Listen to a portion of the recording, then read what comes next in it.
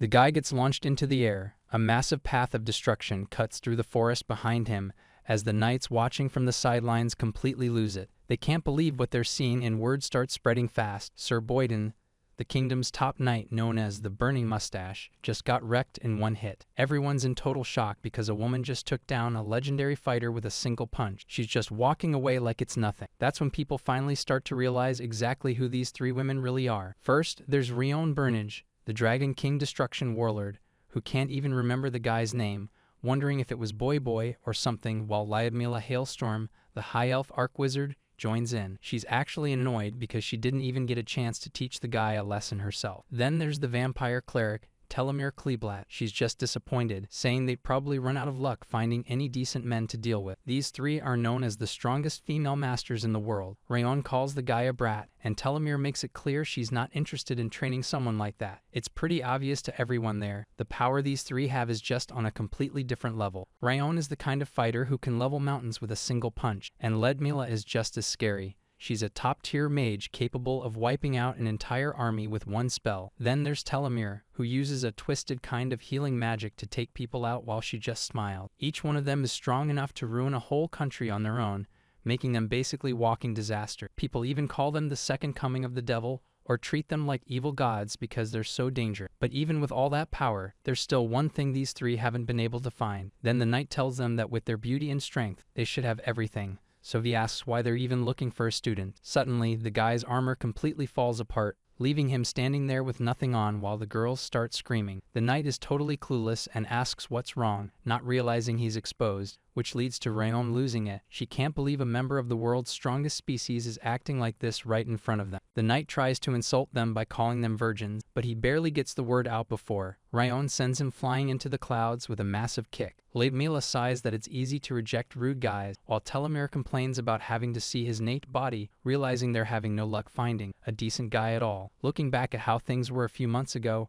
Rayon sits on a pile of defeated warriors, complaining that every guy they meet has trash stats and just talks big. Telomere points out the real problem is just that the three of them are way too strong, and Lyudmila agrees, looking totally fed up. She explains that any guy who wants to be with her has to be her equal or stronger, but at the rate things are going, that magical moment where they find a match seems impossible. They joke about having to protect Lyudmila if she ever finds a guy that fits her high standards, because the bar these world-class fighters have set for men is honestly just impossible to reach. Telomere looks at the sky and wonders if there's actually a strong guy out there who she'd actually vibe with, but Lyudmila tells her she isn't letting anyone get a head start. Telomere says she doesn't want to settle for less, even though it seems like they're out of options, until a crazy idea hits them like a bolt of lightning. They realize that if they can't find a man they actually like, they should just find a kid and raise him to be the perfect guy themselves. Rayon gets this wild look in her eyes, thinking they should just find a young kid to raise from scratch and then harvest him once he's older. Lyudmila likes the idea too,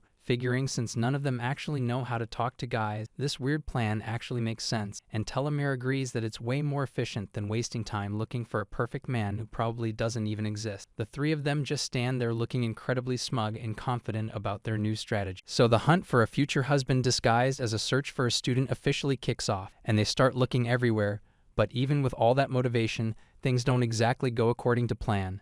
A few months pass, and Telomere sighs while they're out for tea, complaining that they still haven't found a single decent candidate, leaving Rayon leaning back and wondering where they should even try next, suggesting they maybe head over to the Uruka Empire. Lyudmila points out that's a terrible idea since they're all wanted criminals there, making it a pretty awkward place to recruit a kid, but Rayon says that's the whole point, because being criminals means tons of strong heroes will show up to fight them, giving them plenty of options. Rayon stays focused on the plan, saying they just need to pick out a guy with potential, while Telomere sips her tea, noting that older warriors are usually past their prime and won't get any stronger. As they're sitting there, Rayon overhears some guys at another table talking about a specific school in Baskrubia, and the conversation gets interesting when one guy mentions the descendant of the legendary Brave is about to enroll, the same hero who supposedly took down the devil way back when. The girls keep listening as the guy calls it a crazy situation and mentions how it's actually a big chance for the kid to find himself a wife. Apparently, it's a whole tradition to find a partner at these schools to make sure the next generation is even stronger, and the news hits them hard. They all look completely shocked by this. Lyudmila quickly pieces it together, remembering that these descendants spend years at these schools, which basically makes the place a massive hub for the best young talent in the world. Telomere starts looking pretty hyped about it, calling the whole school setup basically a trade fair for finding a future hero. Rayon starts walking off, already planning how they can either snag the descendant as their personal student, or just grab one of the top-tier rivals he'll be fighting against. That pretty much seals the deal for Rayon, and Lyudmila adds that she actually knows the dean there, so getting in should be easy. Rayon leads the way while Lyudmila says the place is definitely worth a visit, and a loud boom rings out across the stormy hills near the coast, where the massive fortified city of Bast Rubia sits right on the edge of the cliffs. The city is famous for being next to a huge magic source called the Sea of Trees, and for housing the top school for adventurers, so the whole town is decked out in flags and decorations for the big day. A vendor yells for everyone to gather for the harvest festival, telling the adventurers to eat their fill, and nearby, a shopkeeper laughs while telling a customer they made a clever choice with their gear. Some guy shouts for his friend to hurry to the amphitheater before they miss the start of the ceremony, but up at the Royal Adventurers School of Armeria, someone is having a total meltdown, and it turns out the Dean Celeria is freaking out because she heard those vagrants are actually stopping by. Celeria is losing her mind,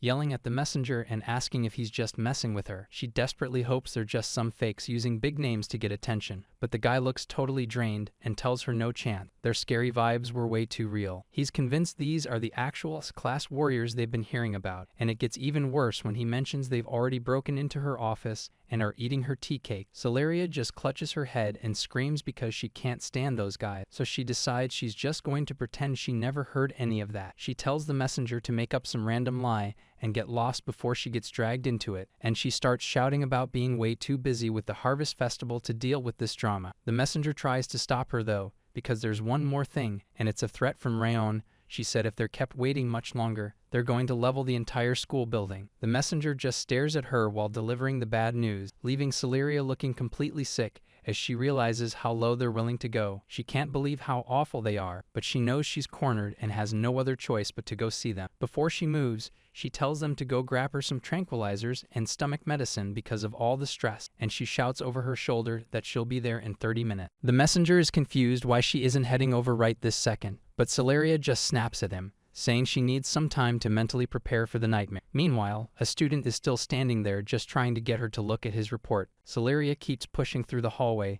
telling the student she's sorry, but she's got a major emergency, and she makes it clear the choice to expel him is final. She tells him to just accept it and go find some other job, leaving the kid behind as she sprints away. She's panicking internally, wondering why those crazy people had to show up in this city, while the student is just standing there alone, asking if he can at least get a reason for being kicked out of school. Celeria finally reaches her office door, desperately praying to God that they've already left or that the messenger was just lying. But she opens the door and sees Rayon lounging in her chair. Rayon sees her and says she's finally here, and Telomere chimes in that she's late. Rayon jokes that she took so long she ended up eating all the tea cake, making Celeria realize that the nightmare is actually real. She just slumps over and asks what they are even doing here, so Telomere acts offended, asking if that's how she greets people she made wait. She asks if Celeria forgot how much they helped her school, and Celeria just snaps, yelling back about the idea of them actually being helpful. Celeria loses her cool and starts yelling, telling them that while S-class adventurers do their thing, the guild members are the ones who always have to clean up their messes. But she makes it clear she's way too busy to deal with them right now. She's thinking about how every time a festival happens at the same time as a hero's descendant enrolling, everything goes to hell. So she points out that this city is way too crowded for her to be distracted, asking them to just get to the point. She's hoping to just get this over with and get back to work, until Rayon looks back and says they actually need a ton of stuff. She's acting like she's trying to figure out where to even start, and then she looks at Celeria with a huge grin and tells her that first off, they want the Brave's descendant. Celeria just stares at them, completely stunned, asking what kind of crazy request that's supposed to be, while Lyudmila calmly sips her tea. She asks if it's true that a Brave is coming here to start training, saying they might take the kid under their wing if there's enough potential, and she gives a soft smile, telling Celeria that's the only reason she's asking for a meeting. Celeria can't wrap her head around these three actually wanting to teach someone, wondering if that's really why they showed up. She asks what they're really up to, but Telomere just leans her head on her hand and says they honestly just want to make sure the Brave grows up nice and strong. Celeria is losing it, thinking to herself about how these three are lying through their teeth right now, and she remembers just how selfish and egotistic they actually are. They're the type to ignore the king's orders just because they aren't in the mood, so her seeing them suddenly acting like they have good intentions to train the next generation is a huge red flag. She's convinced they're definitely up to something, and even if they actually meant well for once, their crazy personalities are still the main problem. Celeria knows that the brave is basically the human race's trump card and the pride of the city. If these three deadbeats ever get their hands on the kid, then it's basically game over for everyone. She's picturing the end of the world right now, so she stands there in total silence, swearing to herself that she can't let this meeting happen. Ryan notices her spacing out and asks why she's being so quiet, wondering if she's really trying to keep the kid a secret from them. Telomere chimes in with a smile, saying she'll just have to interrogate the dean then. Ledmila tries to play peacemaker, telling them to chill out and stay on Celeria's good side, but Telomere is already listing off threats, like taking her gear or even hostages, to get what they want. Celeria decides to keep playing the shock card to buy some time, knowing she can't stay silent forever, until a massive explosion rocks the entire city. Everyone freezes and looks out the window at the huge cloud of smoke rising over the building. The room goes dead silent as Celeria and the three legendary fighters look on with wide eyes. They're all staring out the window at the absolute chaos unfolding in the distance, and someone finally asks what's going on. Celeria stands there shaking, asking what the hell that noise was,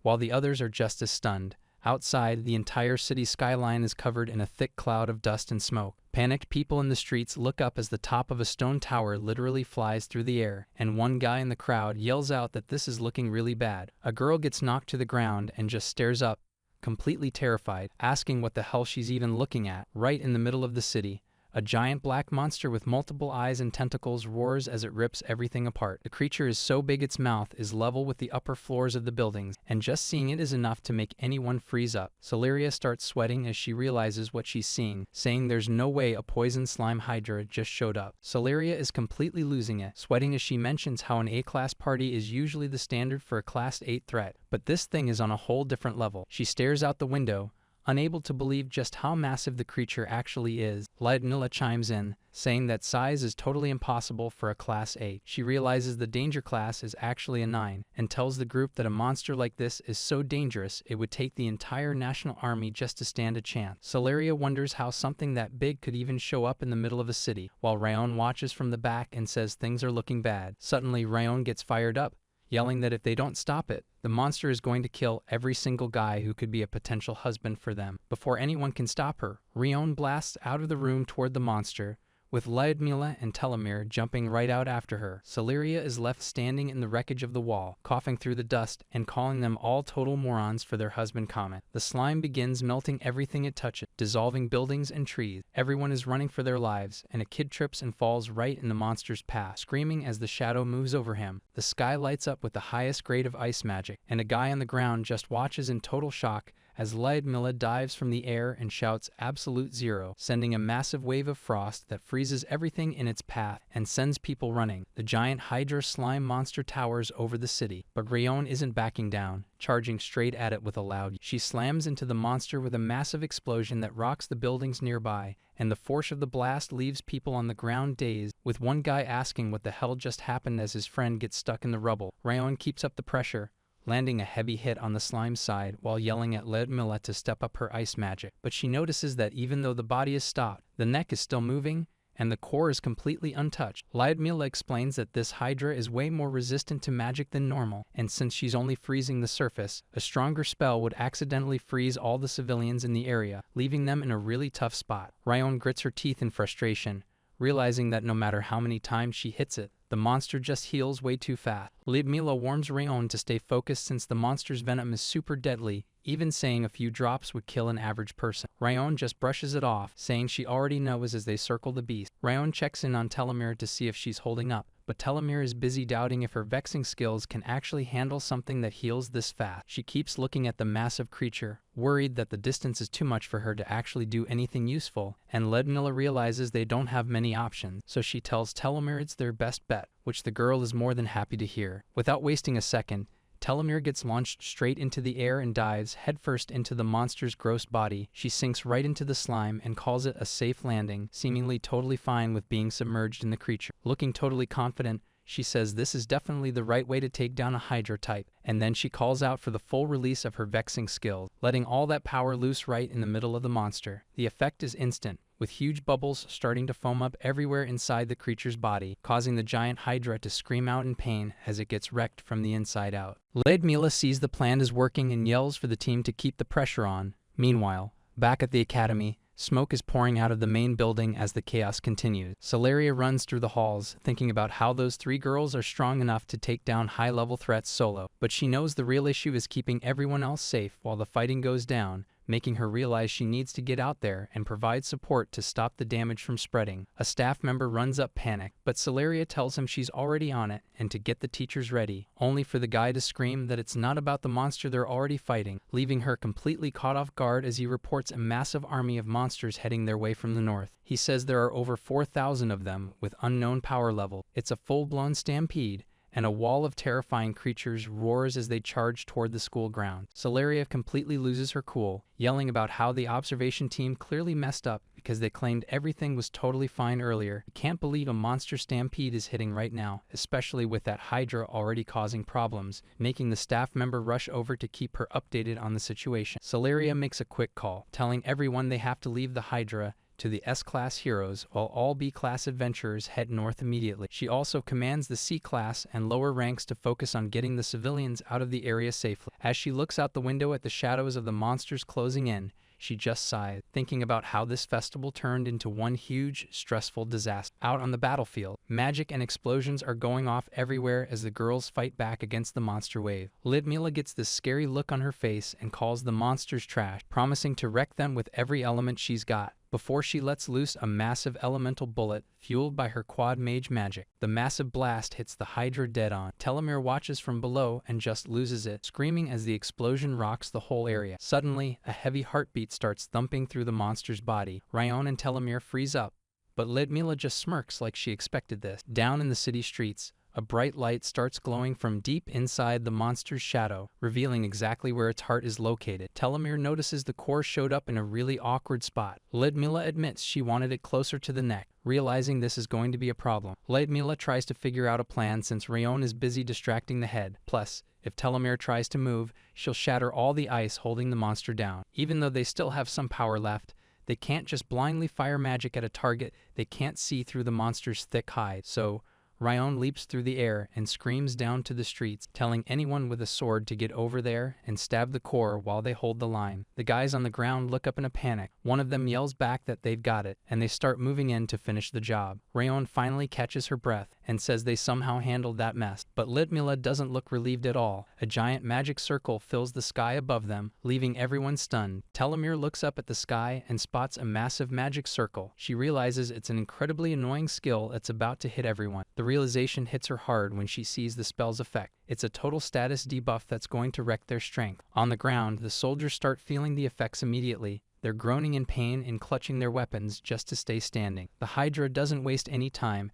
and lets out a massive glowing roar that blasts across the entire area, and Rayon can't believe the monster is actually capable of using a high-level roar like that, especially after everything they've already thrown at it. The situation turns desperate as the soldiers start to cave under the pressure. If someone doesn't stop the panic soon, it's going to be a total slaughter. Lidmila grits her teeth, feeling useless as she tries to figure out a way to save the people down there. But then a new girl suddenly drops onto the battlefield. She's got 2 swords ready and claims she knows exactly how to finish this whole mess. Telomere and Ryan are caught off guard by the stranger's entrance. Lidmila quickly explains that she's one of the reinforcements Celeria promised, and down in the streets, the terrified civilians just hold on to each other, hoping this new arrival can actually turn things around before it's too late. The new girl jumps straight into the action, grunting as she gets her twin blades into position. She's not wasting a second before unleashing a massive skill called Boundless Slashes of Dust, filling the air with movement and energy as she gives the people watching from the streets a tiny bit of hope. They're all looking up, praying she's the one to save them, but she realizes she messed up real fast. She barely has time to react before some tentacles snag her right out of the air, and the crowd starts losing it. They're screaming for her as they watch their only hope get completely tangled up. Ryan and the others are just standing there looking totally stunned, because it turns out the legendary brave everyone was waiting for is actually just a young girl, a fact that's tripping Ryan out. She asks if this is some kind of bad joke, wondering how a kid like that could possibly be the one. Lidmila points out that even though she looks young, Her power is legit, and she's even wearing official royal gear, but Telomere still can't wrap her head around it. She's wondering what Celeria was thinking sending a literal child into a nightmare like this. The situation is a total mess as a massive shout rings out over the city. The giant monster is just sitting there in the middle of all the smoke and gloom. Ryan is looking completely wiped out, gritting her teeth and realizing things are going south fast. She can feel all her strength just draining away for some reason. Ledmila is right there with her, sweating and looking just as exhausted. It feels like every bit of progress they made just got wiped out. Telomere watches from the side, tightening her grip, and thinking they might have to start breaking the rules if they want to survive this. Down on the ground, the young girl who was supposed to be the brave is a total wreck. She's shaking and crying, barely able to hold on to her sword, while she makes a desperate run toward the giant monster, screaming at the top of her lungs even though she's clearly terrified. Rayon is trying to figure out a new plan to attack, but then she spots the kid moving and everything stops as she gets a good look at what's actually happening. She can't believe her eyes and wonders what the hell that kid thinks she's doing. A status window pops up and shows the brutal truth. The girl is only 14 years old, human, and she's sitting at level 0 with absolutely 0 skills to her name. Every single one of her stats is a big fat 0, leaving her completely defenseless. The girls can't believe what they're seeing as the status screen confirms the kid charging in has zeros across the board. They're all watching in total shock, while the data shows she's just a 14-year-old human with no skills or magic at all. It's completely unbelievable, and they're left wondering what this kid is even doing. Telomere starts panicking, pointing out that with a status like that, the girl is going to get killed in a heartbeat. It's a total suicide mission. But Rion realizes this is their only shot since the slime hydra's core is finally exposed and fragile enough for even a kid to break. She screams at the others to move and protect the girl with everything they have. This is likely their very last chance to take the monster down without losing anyone, and the girl keeps sprinting straight for the glowing light deep inside the beast's mouth. Tentacles lash out everywhere, forcing the girl to dive and scramble out of the way. She's screaming as she barely avoids getting crushed by the massive limbs, but suddenly a huge blast of energy erupts right in front of her. She stops dead in her tracks, completely dwarfed by the scale of the explosion as the pressure from the monster starts weighing her down. She's gritting her teeth and struggling to stay on her feet, while the shadow of the beast looms over her. The monster lets out a disgusting, gurgling sound as it prepares to finish her off, but one of the heroes jumps right into the middle of the light. The Hydra lets out a deafening screech, but Rayon yells for it to just shut up as she unleashes a massive counterattack to keep the path clear. The brave is completely out of breath, gasping for air while she stares down the massive glowing energy. The monster's limbs start twitching and cracking right above her, making it clear she's in a bad spot. Suddenly, the Hydra's toothy maws close in from every direction, leaving her looking tiny and totally trapped. High above, Rayon is still tangled up in the beast's grip. She can only watch as the girl gets cornered. Rayon tries to force her body to move, telling herself she has to help and just get over it, but the monster's roars have her completely paralyzed. The brave starts crying, the sheer terror of the situation finally getting to her, while Rayon hangs helplessly in the background. Even with tears in her eyes, she stands right in front of that glowing core, refusing to run away. She grits her teeth and yells, "Damn it," pushing through the fear to find one last bit of strength, shouting that she doesn't care what happens to her, even as a massive tentacle wraps around her and the monster screams in her face. The beast whips her through the air, but she uses that crazy speed to smash straight through the glowing cores like a wrecking ball. The brave is completely stuck, wrapped up tight in those massive tentacles, but then the monster's neck just starts falling apart, getting shredded into pieces. Rayon, Lyudmila, and Telomere finally break loose and start making their way down, dropping through the sky while giant chunks of the beast rain down around them. Down in the streets, the local knights are totally overwhelmed, clutching their heads and trying to hide. Just then, a massive blast of energy rips through the town, leveling buildings like they're nothing. Rayon slams onto the ground and immediately yells out to see if everyone is okay, shouting at Telomere to hurry up and start using her recovery magic. Telomere gets to work on the girl, while Rayon tells her to hang on, explaining that the frozen tentacles luckily kept the poison from spreading. Rayon keeps encouraging her, saying that Telomere can fix any wound as long as she stays alive, so she just needs to hold on. The kid in Rayon's arms tries to say something, but he can barely get the words out, asking if the hero is safe, which just leaves Rayon completely stunned. Rayon looks over toward the smoke, finding the brave standing there all by herself. The guy just smiles through all the blood and dirt, saying he's glad he made it in time. So Rayon asks the brave if this guy is her escort, but she just stands there shaking her head. The brave drops to her knees and starts apologizing for being so careless. Meanwhile, Telomere gets to work cleaning the blood off the guy's face to see his wounds. The whole group gathers around him, wondering why he'd go this far just to help, especially since Lyudmila points out he's only level 0 and shouldn't have even survived that, leaving Rayon to admit the guy is totally insane, and that even she's feeling burned out. Telomere looks down at the guy, thinking about how it had to be him of all people, and she's actually starting to feel like she wants to train him. The kid just lies there in the dirt with a peaceful smile on his face, while Lyudmila stands over him looking out at the wrecked city. Rayon finally catches up and says she found him, while the other two girls stand back and watch over the kid on the ground. The view pulls back to show the whole city sitting on the cliffside, with smoke still drifting up from the aftermath of the battle. Somewhere in his head, a voice starts questioning why this guy has absolutely no talent at all, calling the whole situation disgusting and warning that if things stay like this, he's just going to end up disappearing. The voice decides there's no other way around it, saying that if you don't have a place to stand, you just have to build one yourself, leaving the guy feeling completely drained and admitting he might have pushed things a little too far with all that force. Suddenly, the kid's eyes snap wide open as he finally comes to, sitting up in a massive bed and wondering where he is, while Rayon just sits there in a chair nearby waiting for him. The kid finally starts to stir, and a voice right next to him notices, asking if he's finally back with the living. It's Rayon, leaning in way too close for comfort as she tells him she was actually worried since he wouldn't wake up. She sees how flustered he is and realizes she hasn't even told him who she is yet. While the kid just hides under the covers, she introduces herself as Rayon Burnage, a Dragonian and an S-class adventurer, which absolutely blows the kid's mind. He's shaking just hearing that, so she casually holds up her status plate and tells him it's her proof. The kid gets all nervous, asking if it's really okay for him to look at her personal info, but she just says it's fine. The plate confirms she's a Dragonian, a race that's way more powerful than any normal Dragonute, and it says they're basically the best melee fighters in the world, one of the 3 strongest races, and that she's one of only 9 people with her rank. The kid just stares at the plate, looking like his head is about to explode from the sheer scale of her power, stuttering as he asks why a legend like her would even bother with him, before finally wondering where they even are. The kid starts asking what happened to the city after that whole mess, but Rayon just tells him to stay calm, promising to explain the whole story from the beginning. She starts by mentioning that the house they're staying in was actually their old home base back in Bast Rubia, and since the local church was already overflowing with people who got hurt,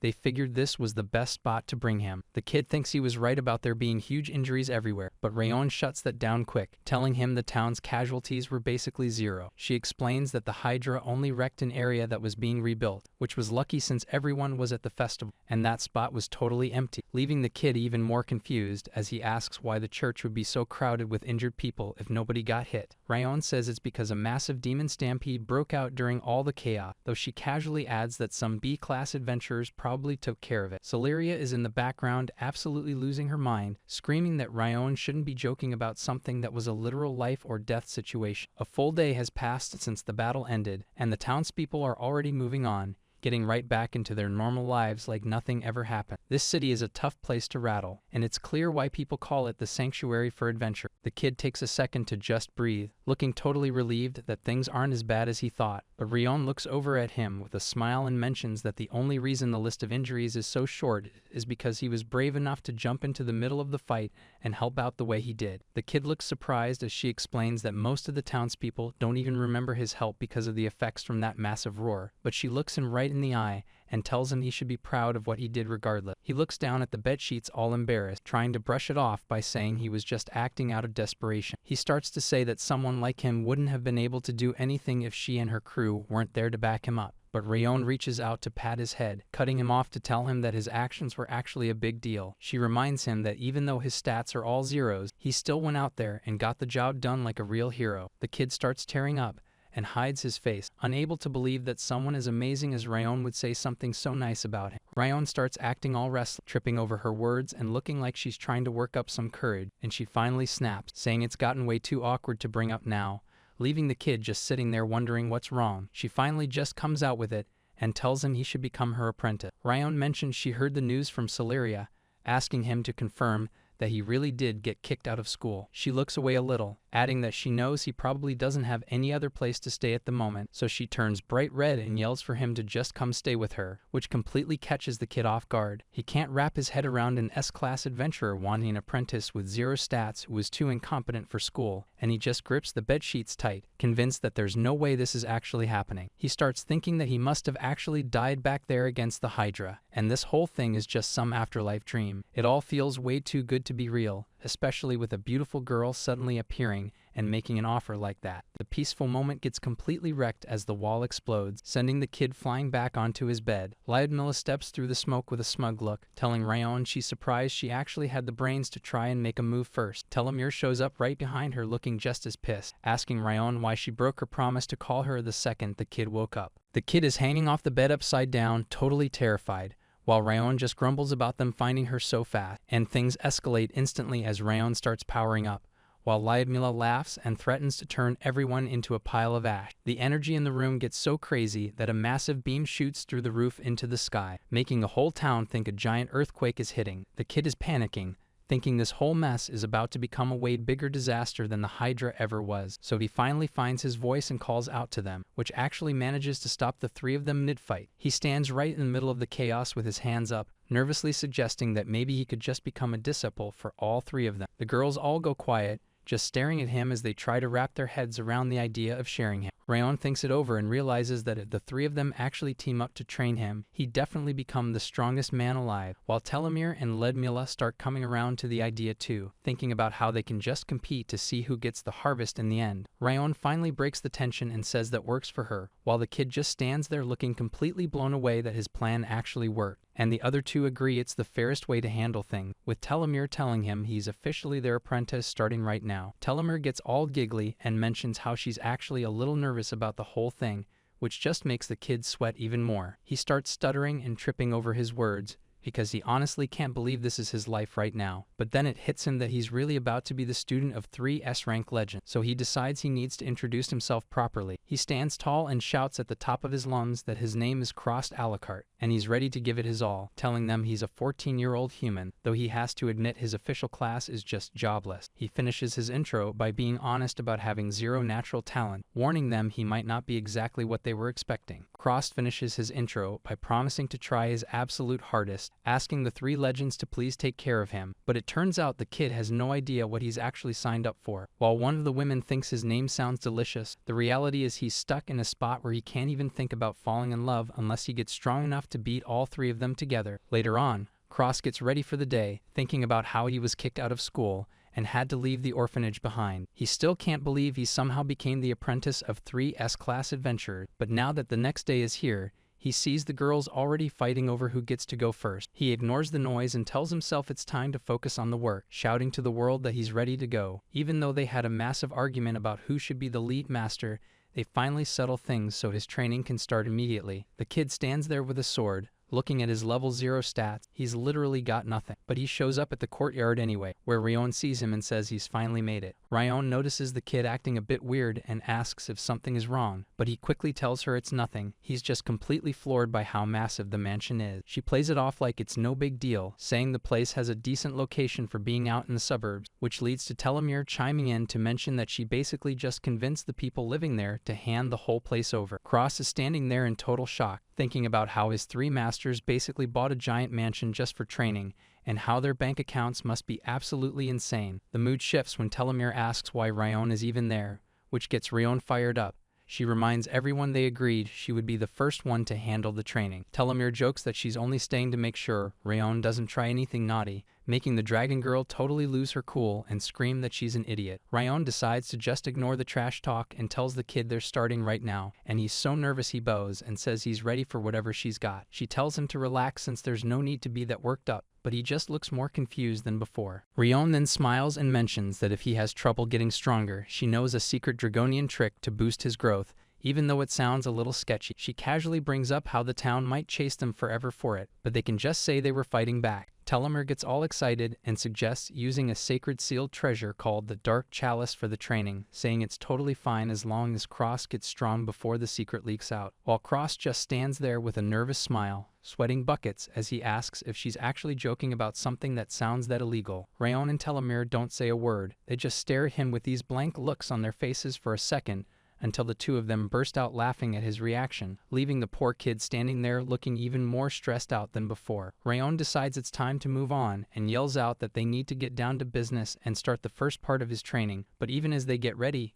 Cross is still stuck in his own head, desperately hoping that the whole thing about the Dark Chalice was just a bad joke. They head outside to spar, and while Telomere watches from the shade, Cross puts every bit of strength into his swings, while Ryan blocks him like it's nothing. During a break in the action, Ryan gets a serious look in her eyes and catches him off guard by asking if he used to get picked on back where he came from. Cross is completely stunned that she saw right through him, but she just casually mentions that being weak in a school full of aspiring adventurers usually goes that way. The kid totally loses his cool, looking at her in shock while he asks how she could possibly know about his past like that. Ryan doesn't hold back, looking Cross right in the eyes and telling him that the actual drive behind his sword has totally withered away. She says it might have been how he started out, and the stress of his first day didn't help, but the real issue goes way deeper, and Cross can only stand there sweating while she explains that the root of the problem is being told he's weak until he actually believed it. She points out that he's become the kind of guy who is just convinced he has no strength, and that's exactly who he reminds her of. Pointing a finger right at him, she says he's so afraid of getting hit back that he ends up hesitating every time he tries to swing, which means all that panic has soaked right into his sword, leaving Cross staring at the ground in silence as the truth finally sinks in. His mind flashes back to the people who used to treat him like trash, remembering how they'd tell him he was just in the way and call him 0 Point Cross. One of the local kids would always smirk at him, asking if it was a joke that he actually lost a contest of strength to a 9-year-old girl. Another guy would chime in, laughing about how at 14, anyone should be at least level 5 without even trying, making it clear that Cross just kept swinging at a dummy, trying to outrun those insults. Back then, Cross was desperate, thinking that if he could just land a class or even one single skill, he'd finally have a direction to put in the work. But the reality was brutal when the results went up on the big banner. The official gestured to the board, confirming he was jobless with 0 skills to his name. The crowd watching started buzzing immediately, with people whispering that they'd never actually seen someone with stats that bad before. The insults kept flying, as everyone pointed out his level never went up, and he was basically the one person in thousands stuck with the absolute worst class, leaving Cross completely desperate, begging the dean and saying he'd do anything as long as she didn't kick him out of the school. He literally grabbed onto Celeria's cape while he panicked, but she just kept walking, telling him to stop talking like that. She didn't sugarcoat it at all, telling him that trying to be an adventurer without a job is just a suicide mission, and that training wouldn't even change anything. She made it clear his expulsion was final, telling him he needs to give up on his dream and find something else to do with his life. Cross tried to reach out and call for her to wait, but he couldn't even get the words out as she walked away, leaving him standing all alone in the hallway, trying one last time to call her back before falling into a dead, crushed silence. Cross admits that it's the truth. The dean told him straight up that there was no way he'd ever be an adventurer with the jobless class, and Ryan realizes the kid figured all of that out just from their short training session together. So she just stands there looking at him, trying to figure out how to handle his lack of confidence. She tells Cross that he actually has a pretty solid foundation to build on, but he isn't even half as good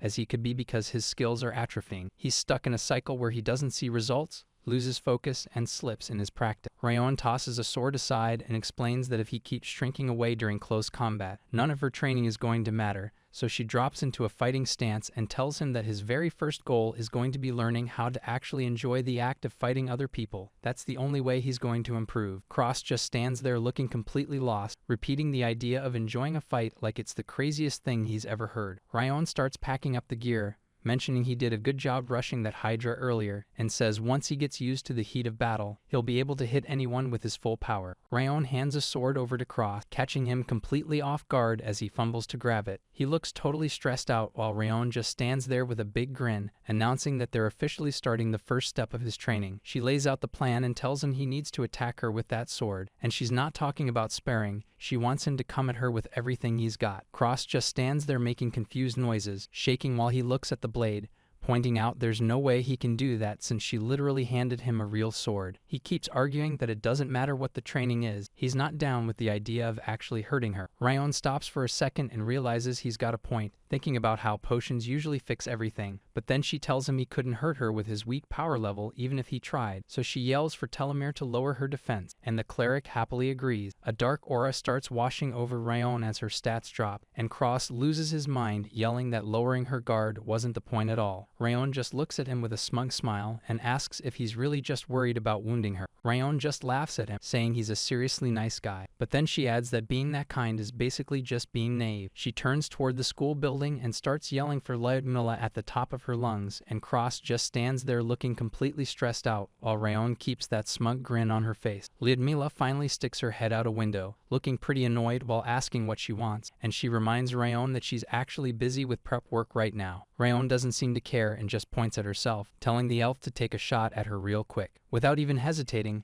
Lyudmila pulls out a cooking ladle and says she's using advanced earth magic, dropping a spell called Edge Stone right then and there. A massive pillar of rock and energy blasts through the entire area, leaving Cross huddling on the ground while gripping his sword for dear life. As the dust and smoke start to swirl around, he screams out Rayon's name at the top of his lungs, completely freaking out because there's no way any of this is actually okay. Telomere just smiles and says everything is fine because the house has a soundproofing blessing. Basically, no matter how much noise they make, it won't leak outside. Cross is completely losing it, yelling that the noise isn't the problem, and that's not what he meant at all while staring at the massive rock pillar. Rayon just laughs it off and tells him not to worry about her getting hurt, standing there like the giant magic attack was nothing. Cross stands there with his mouth wide open, totally shocked by how casual everyone is being. Rayon pulls out a sword and tells him to pay attention for a second, explaining that he can even hit her with a real blade and she won't even have a scratch, which just makes Cross stress out even more as he watches her. He just gives this awkward, nervous laugh, while Rayon finally realizes that he was actually just worried about her getting injured. The whole thing is basically him taking a real sword to an unarmed woman who's way stronger than him, a total one-sided beatdown. But Rayon tells him that once he gets used to doing this, there won't be a single opponent in the entire world he'd be afraid to fight. She finishes her speech and tells him to quit stalling and just come at her already. Rayon cheers Cross on while he swings his sword, telling him he's got a great rhythm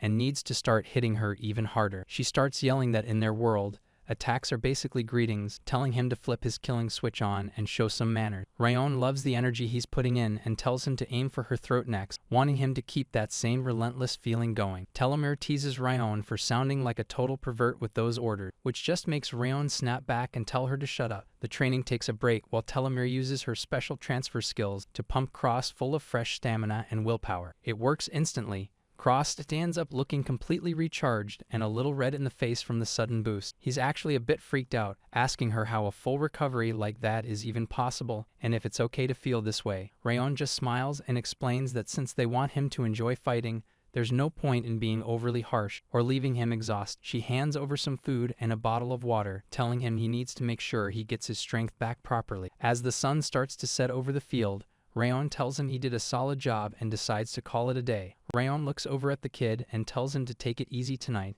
so he can get some actual rest. And as the night goes on, Cross finds himself in this massive indoor bath. He's just sitting there in the water thinking about how crazy big the place is. He eventually heads out and thanks the girls for letting him use the bath. But then he sees the dinner spread and loses it.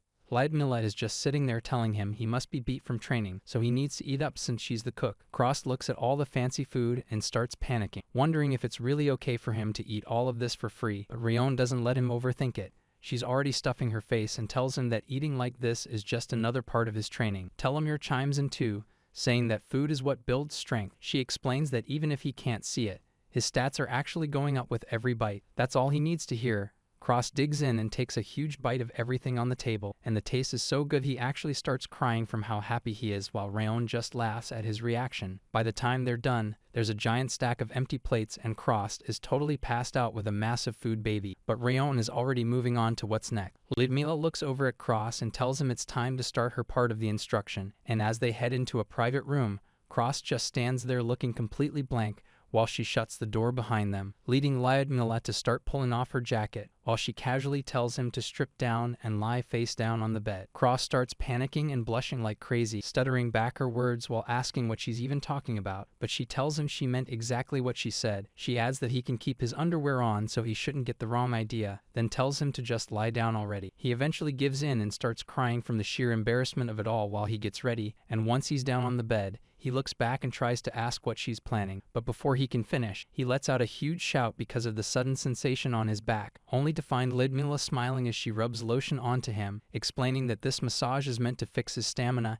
and help his magic grow. She mentions it's just a theory, but she thinks his jobless class might actually let him learn skills from any other job since he can't level up normally. Lyudmila keeps working on his back, explaining that this method could eventually turn him into a jack of all trades, though it takes a lifetime of work because the growth rate is incredibly slow. she adds while looking down at him. She activates a technique called outer body magic commanding, and the sudden rush of power makes Cross let out a huge shout as she leans right over his face, asking if he can feel it. She tells him this is the exact same sensation she and Ryon feel whenever they use their magic, and explains that doing this every day will sharpen his senses, making it way easier for him to pick up skills despite his jobless class, which is a lot faster than normal training. So she smiles to herself, thinking about how skin-to-skin contact is supposed to spark feelings of love if they keep this up daily. Cross is completely losing it from the intensity, and even Lyudmila starts blushing, admitting that the connection is making even her feel a bit strange, leaving Cross sitting up on the bed looking totally dazed while he manages to thank her. She starts cleaning up and tells him he needs to get some sleep since tomorrow is coming up fast, making Cross wobble his way down the hall, thinking about how dealing with that much stimulation from a beautiful woman every day is going to be a lot to handle. The scene shifts over to Cross' room, where a little sign with hearts hangs on the door. It's a massive, fancy place with a huge canopy bed and a pile of stuffed animals on the couch. Cross just flops down face first, staring into the pillow for a second. He figures he might as well just listen to Lyudmila and get to sleep early like she said, so he pulls the covers up and closes his eyes, but then a voice whispers that he did a great job today. Before he can even react, a hand clamps down over his mouth, and he completely loses it, looking up to see Telomere pinning him to the bed. She giggles and says she's sorry for the surprise, but Cross finally manages to ask what she's even doing there. She just blushes and tells him that since he's been working so hard, she's here to give him a reward, though she adds that this part is actually a necessity. She activates a skill called Magic Drain, and as Cross starts to feel his energy leaving him, she explains that magic power doesn't grow fast unless you drain it all the way to zero, and Cross realizes she's literally sucking the mana out of his body while she hovers over him with that smile. Telomere leans in close,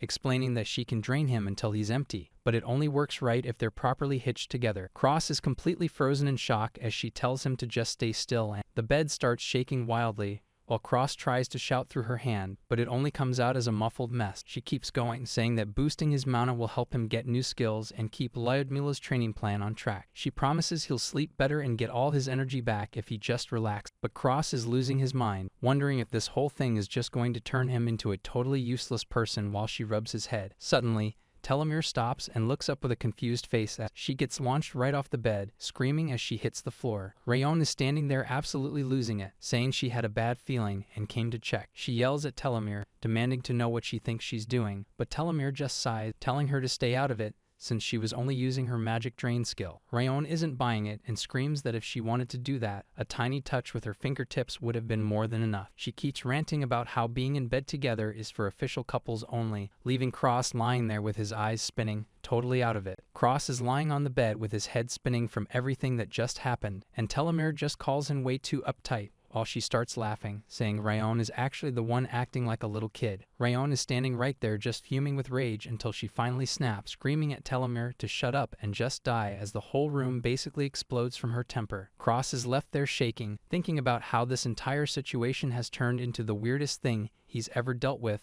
and he starts panicking, wondering if it's actually okay for his hero training to be this relaxed and messy. The scene moves outside to the castle walls the next day, where the sun is out and Cross and Ryon are finally getting some actual practice in with their swords, while Telomere just hangs out in the grass nearby. Ryon stops for a second and looks at him totally surprised, asking what he means by that, and then she realizes he actually thought having S-class teachers meant he was going to be treated like dirt during his lesson. Cross admits that's exactly what he expected, but Ryon just smiles and tells him that thinking being mean makes people stronger is just a big misunderstanding. Ryon explains that a teacher who's just mean without caring about a student's actual talent is basically a joke. She says someone like that is just a third-rate person, and asks Celeria if she's right about that. She admits that while you sometimes have to go through a rough time to get better, nothing beats regular daily practice for learning what you can really do. She looks at Cross and tells him he's only just started on this path, so there's absolutely no reason for them to be in a rush. She reminds him they knew he was jobless from the start, but that doesn't matter because they're going to make him strong anyway. Cross just gives a nervous nod, and the story skips ahead as 3 days of solid training go by. Ryon's voice rings out over the training grounds, cheering because Cross is finally finding his rhythm. She tells him he's finally getting the hang of it, and the two of them keep at it, swords clashing back and forth, while Ryon wears a big grin. Suddenly, Cross stops in his tracks, looking completely caught off guard by a weird sensation. He notices his body feels strangely light and realizes he hasn't even been taking hits like he used to, making him wonder what's going on, until Lyudmila leans in with a smirk and asks if he can feel it, telling him that this is exactly what it's like to use magic. Cross stands there completely stunned as this weird, glowing energy starts swirling all around him. He can't even believe it and wonders if this feeling is actually magic. He grips his sword tight, thinking that maybe if he just lets it go and swings while holding on to that feeling. He lets out a massive yell and puts everything into a swing. Ryan looks on in total shock as a huge explosion of light and power hits the ground, and as the dust settles, Ryan shouts at him to hurry up and show her his status plate. Cross is still shaking but manages to say yes, and they look at the screen together. His stats and level are still stuck at 0, but right at the bottom, a new list of skills has finally appeared, including something called Clear Cut. Cross holds the plate out to Rion and Telomere, his voice trembling as he calls their name. Telomere just stares at the display, completely speechless by what she's seeing. Cross looks like he's about to cry from pure joy. He's sweating and smiling like crazy, barely able to process the fact that he actually has a skill now. Ryan is beaming and tells him he did an awesome job, especially since he managed to land a skill like Clear Cut right off the bat. She goes on to explain that it's a really versatile move that pumps magic straight into the sword to boost its power, calling it a total win for his first skill ever. Ryan laughs and says everything went exactly as they planned, while Telomere smiles and agrees that they definitely hit the mark. Ryan checks the results and tells Cross he actually landed 3 passive status compensation skills, while Telomere cheers him on, saying he's totally amazing. Cross is a bit confused though, asking what those compensation skills even do, so Lydmilla steps in to explain. She says they basically give a massive boost to his stat, which is a game changer since his base numbers are always at 0, and she points out that normally, most people only get 1 or 2 of these skills in their whole career. Telomere explains that since he's jobless, he can learn the basic skills of any class, and she wonders if he could eventually learn every single compensation skill out there. Ryan admits that even with these boosts, having 0 base stats is still a huge hurdle that skills might not fully fix, which leaves Cross looking pretty stressed out. Telomere just smiles, saying she's glad everything went the way they wanted, while Cross looks down at his hand, realizing that the boost in his speed and strength isn't just his imagination. Everything feels completely different now. Even if it's only a small jump of 5 points, it means the world to him since his plate still shows he's at 0. He bows deeply and thanks Ryan and the others for everything they've done to help him. Ryan just laughs, telling him he's welcome. Ryan reaches out to Cross and starts to say that despite the 0 stats, there's something he needs to realize. She points out that him getting 4 skills all at once, and this quickly, is actually pretty insane. And she tells him it's honestly just the result of all the hard work he put in way before they even started helping him. Cross looks down at his hand, seeing the calluses and marks from years of training alone. But Ryan just laughs and tells him that while her group is awesome,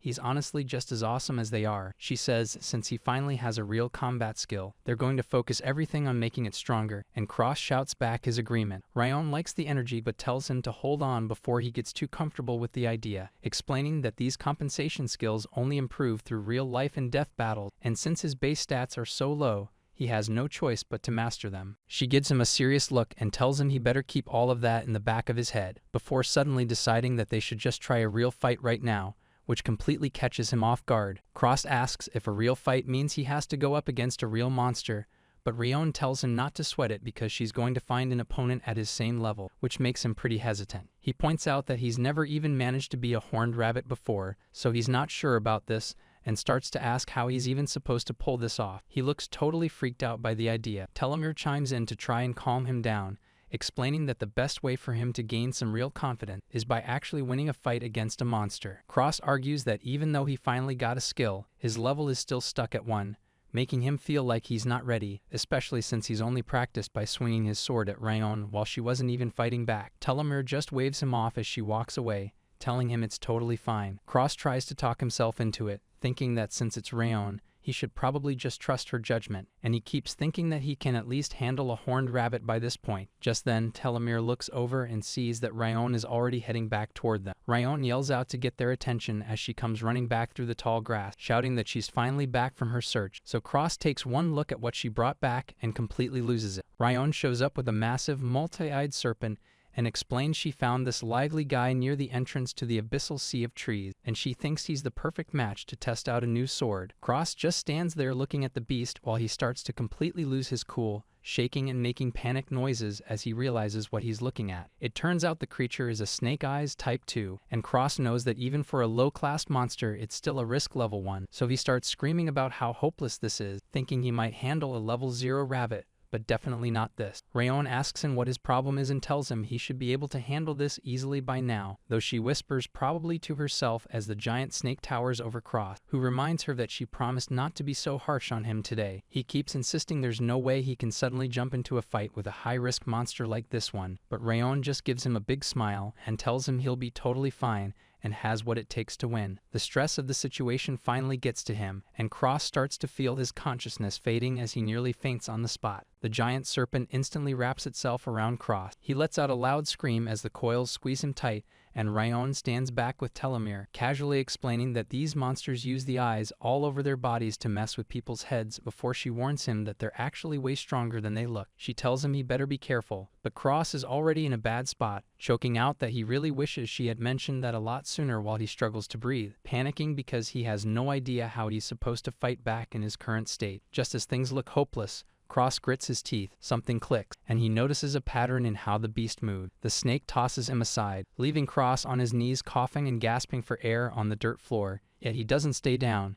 gripping his sword with shaking hands as he tells himself he's finally figured out the trick to those eyes. He lets out a yell and charges forward with everything he's got, trying to land a solid hit, but the snake is moving like a blur. Cross realizes that even if he knows where to strike, the monster is just way too fast for him. Cross locks in, telling himself he's got to find something he can actually do to win this, and right then he takes off running, dodging around the massive multi-eyed snake as it tries to pin him down in the grass. The beast snaps its jaws close to his face, but he stays focused even while the creature's body circles him, and Cross notices the pattern, realizing the whole monster is moving in a counterclockwise circle. So he grits his teeth and shouts that now is the time, squeezing his sword hilt as he prepares to unleash a skill. He lets out a massive horizontal swing, a clear cut that slices right through the giant serpent in one go. Cross leans on his blade, gasping for breath, while Rayon and Telomere cheer him on for the big win. He stares at the dead beast in total shock, asking if he actually did that, and Rayon just laughs and tells him yeah. Rayon looks at the body, explaining that the snake had power, but its eyes were both its weapons and its biggest weakness,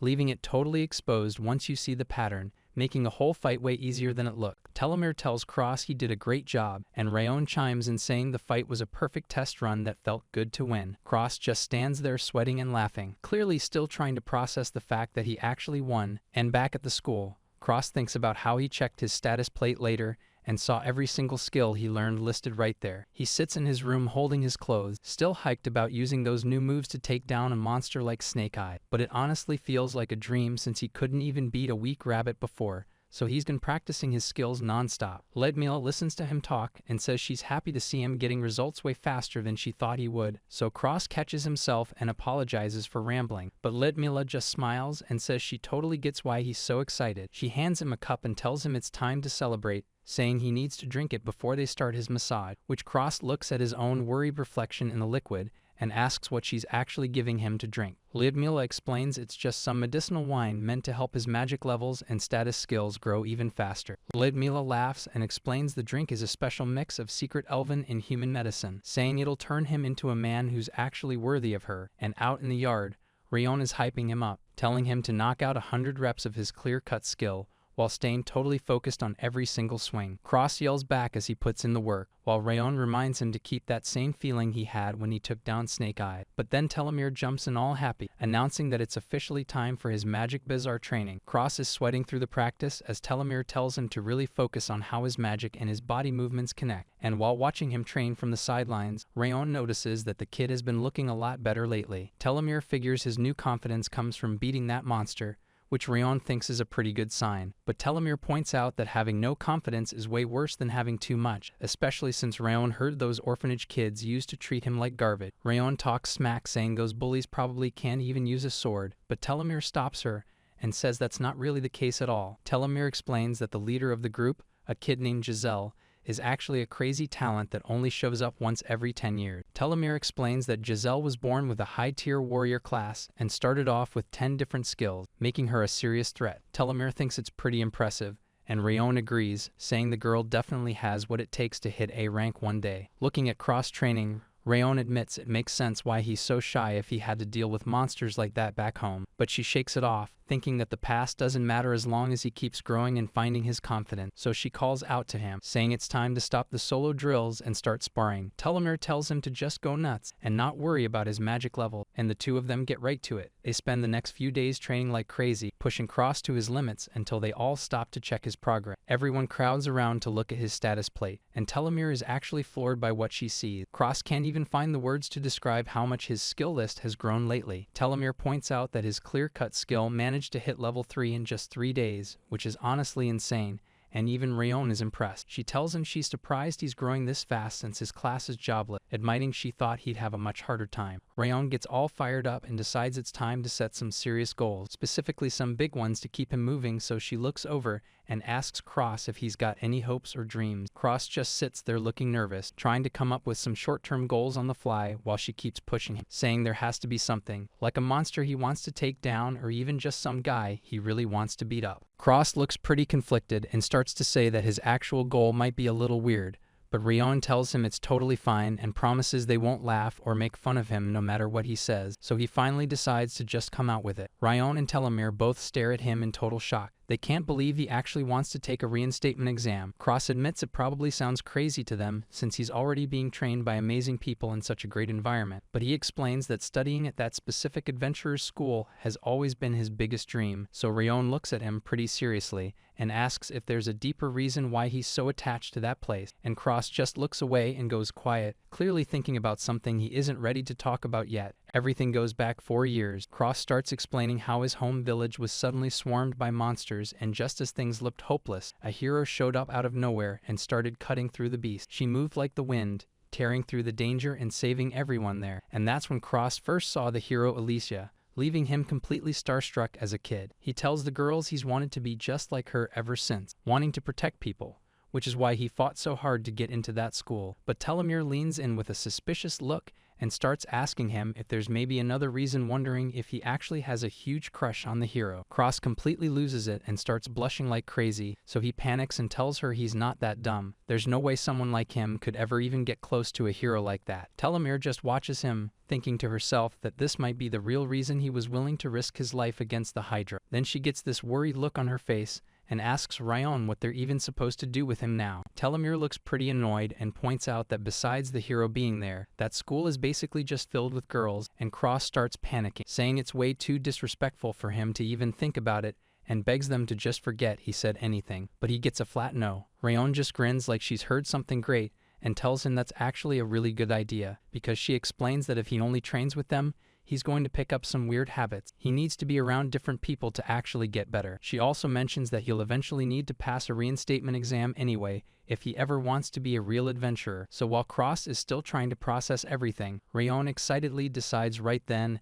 and there that they're going to go for it and take that exam. Telomere tries to get her to slow down for a second, but Rayon totally brushes her off and says it doesn't matter, while she tells Telomere they should at least help their cute apprentice make his little dream a reality. The Rayon gets this scary look on her face and says she actually just thought of a pretty nice idea for him, making her announce that since they're doing this, there's one more thing left. Cross is going to have to learn a whole new extra skill. Cross looks completely caught off guard by the news and repeats the part about needing an extra skill like he can't believe it. But Rayon just gives him this sharp grin and says it's basically his secret weapon for the exam. Fast forward 20 days later, they finally arrive at the huge academy grounds where everything is supposed to go down. Rayon notices he's being weirdly silent and asks what's up, which only makes Cross laugh nervously as they stand in front of the massive school gate. He admits he's actually pretty shaken up now that the moment is finally here, but Rayon just laughs it off and tells him that actually enjoying that kind of pressure is a sign he's finally starting to mature. Telomere chimes in to say he'll be fine after how hard he worked, and Rayon tells him they'll be watching from the sidelines, so he should just keep his head up and get moving.